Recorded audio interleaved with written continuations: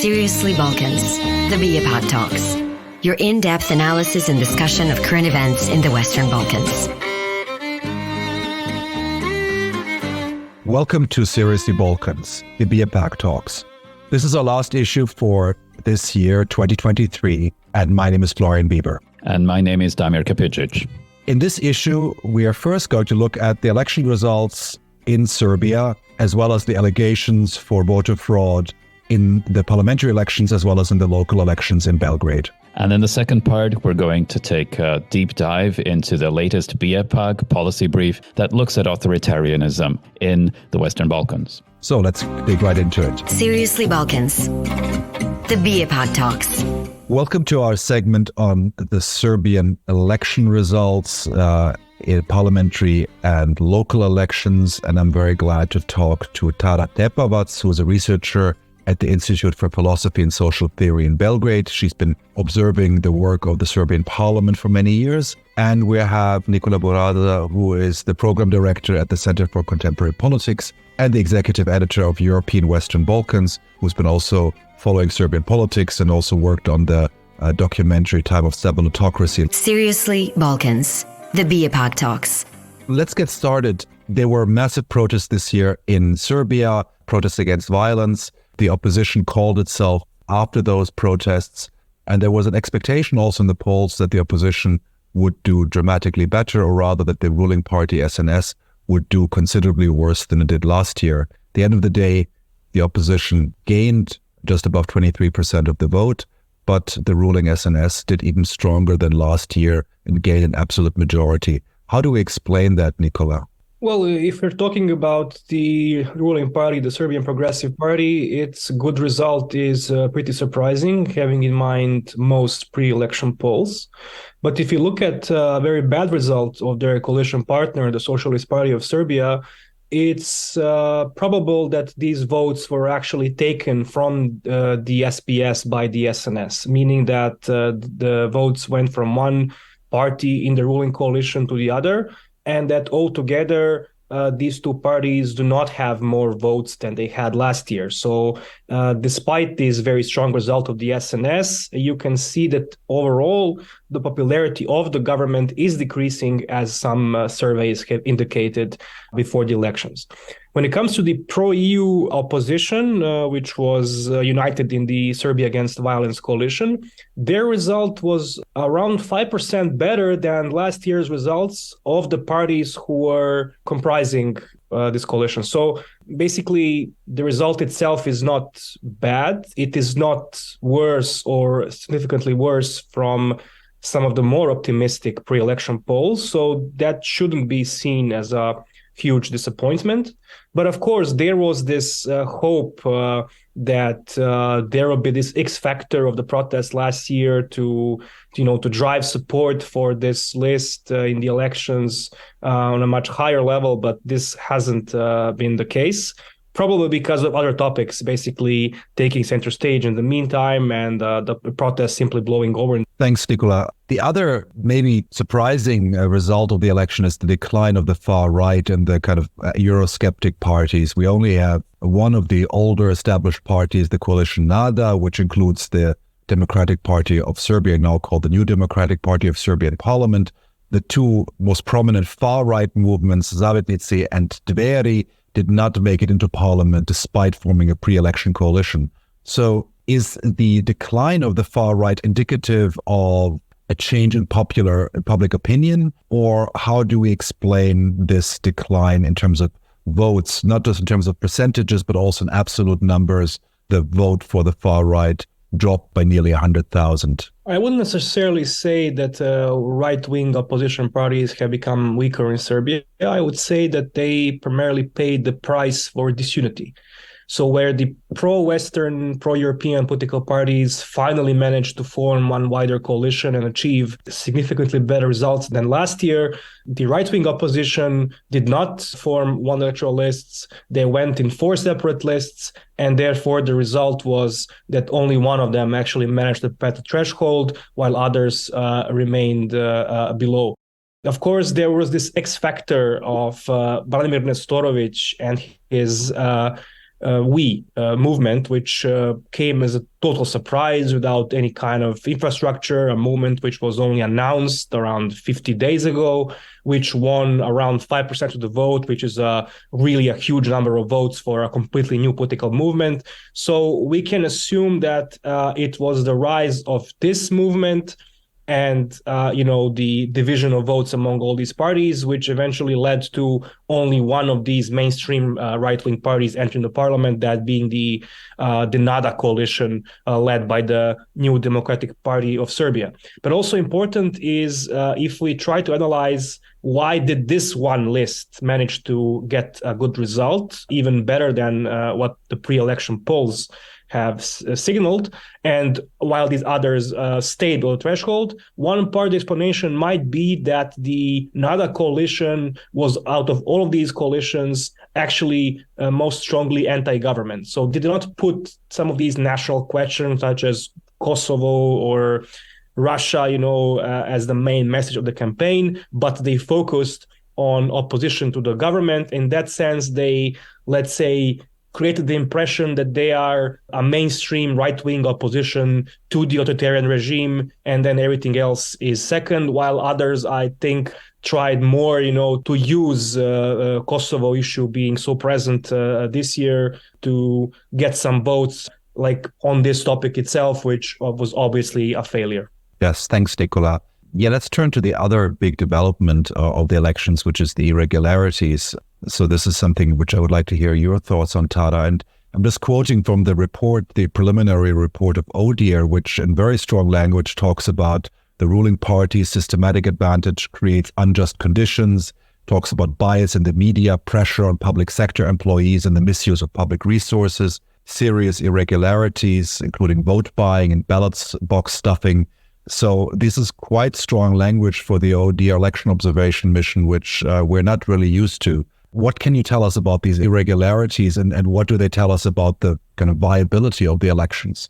Yes, thank you. It's good to hear finally some strong words from the international observation missions, and they're definitely in line with what the local domestic observation missions have been seeing and reporting on.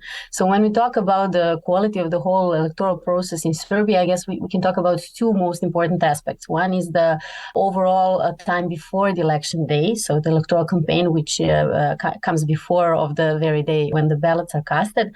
And we are seeing years on a trend of big, very drastic irregularities in the favor of the ruling coalition, and several different ways in which the electoral process is being compromised in the way of abuses of state institutions by the ruling majority or by the ruling coalition, mostly the biggest party which is on power, the SNS. We're also seeing a lot of reports and indications on the functional campaigns which are being led in the media. We have a completely uneven playing field, actually, between the ruling coalition on the one hand and the opposition on the other.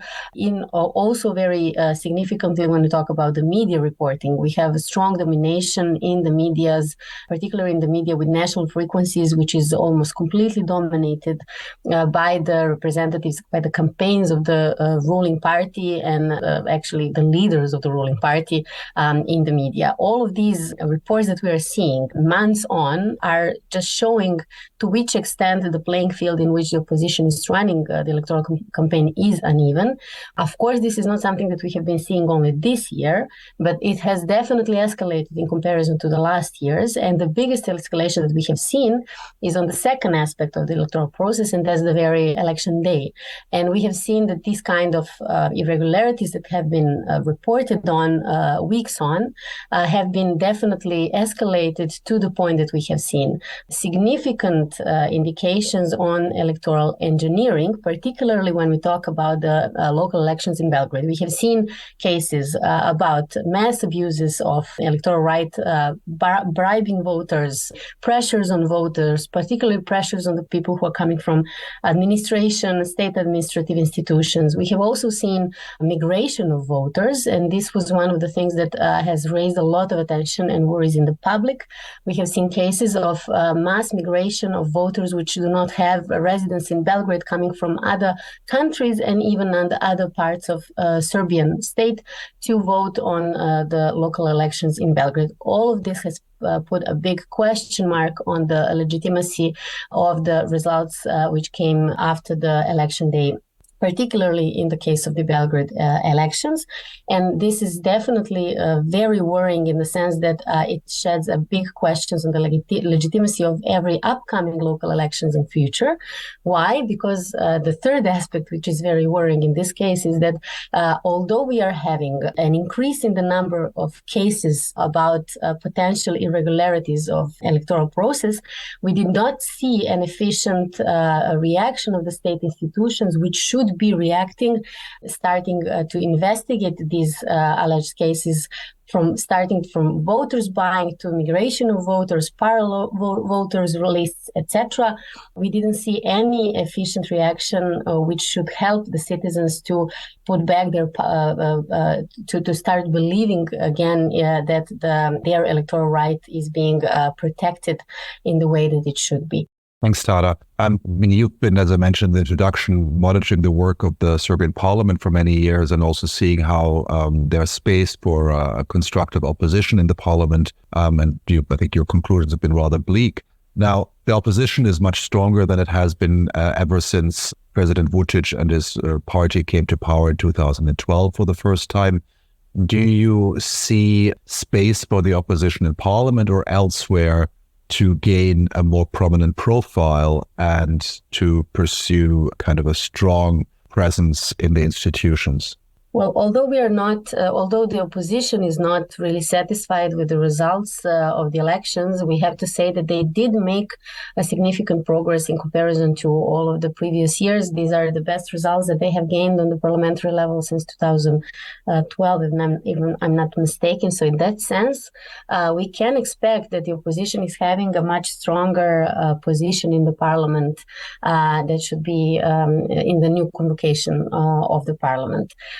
This is definitely something which is putting a bit of hope and optimism for a more solidified role of the opposition, because we have seen and witnessed in the past couple of years that the return of the opposition in the parliament after the boycott, which was happening before 2020, did make a change. So the way that the opposition managed to fight for space within the parliament and to try to reach a part of the Serbian population through their speeches in the parliament and engagement through the parliament did make a mark, and it helped them to solidify their position and to spread their message wider to the Serbian population, particularly having in mind that the space for opposition to send their messages and to reach the voters is very, very limited in Serbia, particularly in the media. So the parliament is one of the few places in which they are trying to use their role to spread their messages, although they are facing a lot of misuses, abuses within the parliament, which are narrowing this space as well in the biggest, most important representative institutions in Serbia. On the other hand, I think that we can expect, again, the continuation of the trend of misuse of parliamentary mechanisms and procedures. We have seen that already in the last year. The convocation of the parliament, which now ended with these elections, was marked with a significant level of misuse and abuse of parliamentary procedure by the ruling party, which was intended to, on the one hand, slander the political opponents in opposition, to spread this kind of narratives of them as traitors, etc., negative campaign ran against them, definitely focusing much more on this kind of disputes with political opponents rather than on really discussing the laws that are in the parliament and really dwelling onto the work of the MPs as they should be. And on the other hand, we have also seen the attempt to put a stop on some of the parliamentary mechanisms that should be used for parliamentary oversight. And I'll just give you one example. This is the case, for instance, of the inquiry committee that the opposition initiated in order to try to investigate a bit more what happened after the big tragedies that we had in spring in Serbia. There was a mass shooting in one of the elementary schools, and a day after, a mass shooting in one of the villages, which raised significant fear and dissatisfaction of the citizens and who were wondering why the institutions were not doing their job. The opposition MPs actually initiated an inquiry committee, which was then abruptly actually ended by the president of the National Assembly without any legitimate explanation. So we can actually expect that these kind of initiatives coming from the MPs will be faced with the struggle coming from the ruling majority. But the only way that they can actually reach their voters, and the only way they can actually start to bring back the trust in the parliament, is to continue pushing to initiate parliamentary mechanisms and procedures on the one hand, and also to call for civil society and the citizens to support them in demanding from the parliament and from other state institutions to actually do their job. Nikola, how do you see the chances of the opposition remaining unified and an important player in politics in the coming years, considering it's such a heterogeneous coalition? Well, in Serbia, there is always a question of how long the parties can stay united in coalitions, because of the tendencies for coalitions to break up and for the parties themselves to disintegrate into smaller parties. So one should always be skeptical about how long a coalition might actually stay together. But I honestly believe that this time there will be an exception, because we could clearly see that the pro-EU opposition was rewarded basically on the elections because of uniting in one coalition. So winning not only the sum of total votes of these parties in previous elections, but also winning votes on top of that, and in representing, in the eyes of many citizens, a quite clear alternative to the ruling parties. This hasn't been the case, for example, with the right-wing parties, which is why they have achieved such bad results. So this time around, I expect Serbia Against Violence to stay together. Perhaps all of these parties will stay in this coalition. Maybe there will be some changes, some inclusions or exclusions, but I do expect the coalition to stay more or less coherent and to continue the struggle, and prepare for future elections. This would be, I would say, an important step forward for political pluralism in Serbia, because previously, if you looked at the composition of the parliament, or if you look at the election results, you would see the SNS being having around 50% of the vote, or even more than that, and even more seats in the parliament. And then the others would be literally 10 times weaker than the SNS. Now there is a list which is only half as strong as the SNS, but still we are seeing, let's say, a lot less fragmented picture if you look at the results. So this will have, I expect, even a psychological effect on the voters. And I can only hope that the opposition leaders understand this, and that they do not allow some kind of small ideological or personal differences to jeopardize this, and for them to go back to where they started, which is there being numerous weak political parties which change coalitions in every elections, and then the voters have a hard time identifying with either the parties or the coalitions, and that really does have a long-term impact on opposition chances. Thank you, Nikola. Thank you, Tara. As you could hear, while the elections might have at first glance yielded some of the results we're used to in Serbian elections over the last decade, there are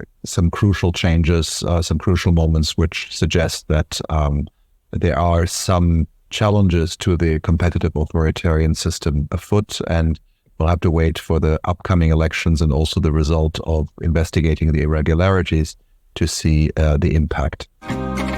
Seriously Balkans, the BiEPAG Talks. Hello, Damir here. And now we're moving on to the second segment, where we will talk about the most recent BiEPAG policy brief called Beyond Stabilitocracy, Unveiling the Rise of Autocracy in the Western Balkans. The brief basically summarizes what has been happening in politics in the past years and points to a disturbing trend, which we'll talk about a bit more.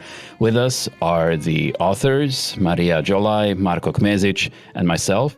And the brief is available on the BiEPAG website, www.biepag.eu. Seriously Balkans, the BiEPAG Talks. So first, Marika, There are a lot of headline-grabbing events happening in the world right now, and this has been the case for a while. Why does this brief come at this particular moment? Well, Damir, unfortunately, we have been witnessing several waves of bad things happening globally. Most recently, obviously, it is war in Ukraine, which affected Europe in terms of security, in terms of stability, but global economic fluctuations as well. We also have conflict between Israel and Palestine, most recent from October this year. Before that, the world was affected by global pandemic, which strengthened autocratic leaders and limited freedoms of the citizens. And certainly we have been seeing a decline of democracy globally across many countries, which means that the situation is changing for the worse. And that's why we thought. So, Marko, you were one of the authors of the first brief on autocratization that introduced the term stabilitocracy. How has stabilitocracy evolved in these years between the two briefs? Stabilitocracy is alive and kicking. It is as well as ever. And as defined, it is a step back from the earlier vision of integration, which would be based on equality and eventual convergence. It rather emphasizes geopolitical considerations over liberal democracy. And this trend we see still continuing in the Western Balkans, whereby semi-authoritarian stabilitocracies across the region are both willing to cause and manage instability with their respective neighbors or towards an internal other, be it opposition or minorities, for the sake of securing continued rule. And with this in mind, we observe the EU still largely prefer to keep an eye closed to these tendencies. Now, back to you, Marika. Can you tell us if something substantial has changed in Southeast European regimes in recent years? What is the role of foreign influence in pushing for these changes? Well, we certainly can see that the regimes in Southeastern Europe have become more autocratic. They have become more controlling and destabilizing. And we have also seen a larger or a stronger involvement of foreign actors. Maybe they were there before, but certainly did not receive so much attention. But we see them in the energy sector. We see them engaging with the autocrats in the region, such as Russia, China, as the dominant two actors, but also smaller authoritarian partners like Hungary. All of this is, on the one hand, strengthening autocratic leaders, but on the other hand, is actually having hands-on approach and influence in the natural resource management, in economy, in trade, and different, ultimately in functioning of the Southeast European states. Maybe, Damir, since you were also one of the authors, you can tell us about indicators that measure this democratic decline that we're talking about. Yes, so in this study, we used mostly the VDEM indicators that measure the levels of democracy in these countries. And it's not just a single indicator that we looked at. The single indicator that actually puts two countries into something that are called electoral autocracies, namely Serbia and Albania.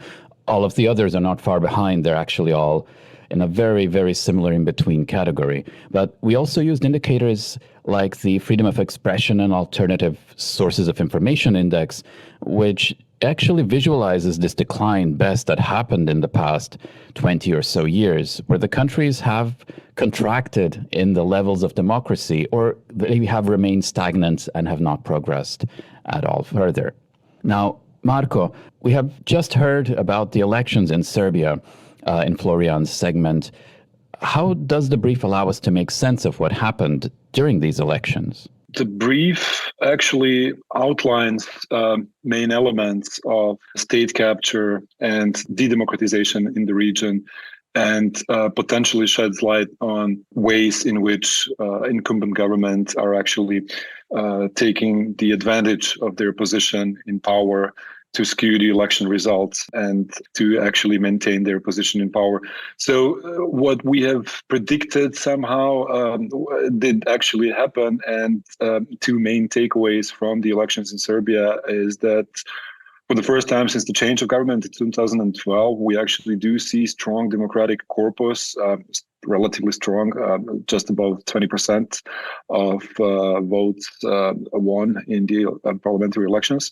And secondly, it seems that for the first time, actually, the government, which is regime, was caught red-handed in their efforts to skew the election results and to rig the elections. So we have heard quite interesting takeaways from the report of the Office for Democratic Institutions and Human Rights, OSCE institution.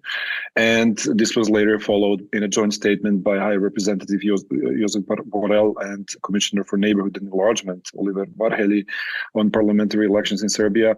So the thing that remains to be seen and to keep an eye on is actually how resilient civic protests and opposition demanding will be for either a recount of votes or new local elections, at least in Belgrade. Damir, the brief also mentions that stabilitocracy is inherently unstable. Can you elaborate on that? Yes, Marko. So actually looking at the Serbian elections is a good way to think about this, because stabilitocracy usually goes on the premise that a leader can ensure stability in a country. But after a while, we see that the tactics that are used internally to achieve this stability actually lead towards more repression and authoritarianism. The elections in Serbia with blatant electoral manipulations are a key factor in this. So stability is no longer achievable through democratic or semi-democratic means. You really need to resort to heavy authoritarian influence, not just in the media sphere, not just in judiciary, but even through elections. So stabilitocracy in itself, by using authoritarian tactics and authoritarian processes, actually leads towards an authoritarian state in the end. This is something that we mentioned in the brief and that we've tried to highlight as much as possible. So Marko, again, back to you. We have heard a lot about the politics of autocratization, but what we also tried to emphasize in the brief is this role of the citizens. Is there any role for them in countries that are moving towards autocracy? The role of the citizens, Damir, is absolutely crucial, because the context in which autocracies or in which stabilitocracies are developing is the context of derosed institutions. And in such a context where independent state institutions, regulatory bodies, and the division of power in classical sense is actually damaged, then the role of, let's say, this fourth branch of power, which can be attributed to media, to civic organizations, and to citizens, is becoming even more crucial, because if not them, then who can be expected to keep the government in checks and balances and to actually ask questions with regard to these the democratization processes? Ideally, of course, and this we have learned from the case of North Macedonia, ideally this bottom-up pressure by civil society, by citizens, should be coupled and should be matched by a top-down pressure coming from the EU, which embodies this institution that can pressure governments to do their job better. So only in this correlation between the two, we might see the end of stabilitocracy in the Balkans. Thank you, Marko. And Marika, a last question to you. Can you leave us with some conclusions and recommendations from the brief? What are its main takeaways? Well, Damir, first of all, sadly, we had to agree that the Western Balkan countries have transitioned from stabilitocracy to autocracy in the past 7 years, and that most of the countries have also become less stable. There is structural violence, individual political violence, and generally situation feels more dire. There is definitely a lack of progress on the EU accession part for all of the Western Balkan countries for different reasons, but this has created conditions, especially, for example, for North Macedonia, that pushes the countries which managed to make a positive democratic development, pushes them back towards autocracy, because these enabling elements of the EU accession are simply missing. Citizens, as we said, have a strong role, but they can be also misled by the autocratic leaders. Unified commitment to the democratic process, to democratic institutions which struggle to evolve or to grow. And ultimately, all of this leads to the erosion of democratic processes in the Western Balkan countries. Thank you very much to both of you. And the brief can be found on the BiEPAG's website. Seriously Balkans. The BiEPAG Talks. So, Florian, can you give us a few key takeaways from your segment? What is it that really stuck with you? Well, one of the key points which Nikola makes in our conversation is that while in the parliamentary elections, the ruling SNS has gained vote over the last elections, what we see here is that the overall sum of the ruling parties has not really shifted. In fact, together with the SPS, the socialists, on overall, the number of the ruling parties has declined. The other key point is explaining the downturn of the more nationalist forces. And I think the point he makes there, which is important, is that the main conservative nationalist party, which did enter parliament, did so mostly on campaigning against the government rather than on emphasizing Kosovo or the kind of classical nationalist issues. And those parties who did so didn't do so well. And the key takeaway from Tara's point about parliament and election irregularities is that, of course, the irregularities, which have been now at the center of the protest movement, is just the tip of the iceberg, and that there are many more irregularities which are part of the electoral process, which go much deeper than just the shipping in of voters from other parts of Serbia and Republika Srpska to Belgrade. So turning to you, Damir, what is your key takeaway from the kind of larger study, which of course puts in certain way the electoral election contest in Serbia into the larger environment of competitive authoritarianism as we're experiencing it in a number of countries in the Western Balkans? Well, I guess the main thing is that despite all of the headline-grabbing news that is happening right now and in recent years, the shift towards authoritarianism is not a sudden moment. It's a gradual thing that has been coming and that is still ongoing. There are several factors to this. Most of them relate to executive overreach and lack of accountability on part of elected leaders with authoritarian traits. Now, within all of this, we can see that the support for stabilitocracy that we have seen coming from the European Union and from countries throughout the broader environment has actually led leaders in countries such as Serbia, Montenegro, Albania, Macedonia, Republika Srpska, and Bosnia-Herzegovina to adopt a stance that anything goes. Their survival is paramount, and they're ready to engage in authoritarian processes and tactics in order to maintain power. And this is something that we have seen, this shift from stabilitocracy towards authoritarianism. It's there and it's ongoing. Yeah, thanks, Damir. And of course, this puts the elections and also the irregularities in the wider context and shows us also how this is part of a broader problem, authoritarian consolidation in many ways across the Western Balkans. So I hope you enjoyed our last episode for 2023 of Seriously Balkans, and tune in for further episodes in the new year. Thank you. Thank you very much, and a happy new year to all. Hopefully less eventful, although we're not sure about that. Indeed. Goodbye. You've been listening to Seriously Balkans, the BiEPAG Talks. This podcast is produced by the Balkans in Europe Policy Advisory Group, a joint project of the European Fund for the Balkans and the Center for Southeast European Studies of the University of Graz. Find out more about our research, analysis, and advocacy at www.biepag.eu.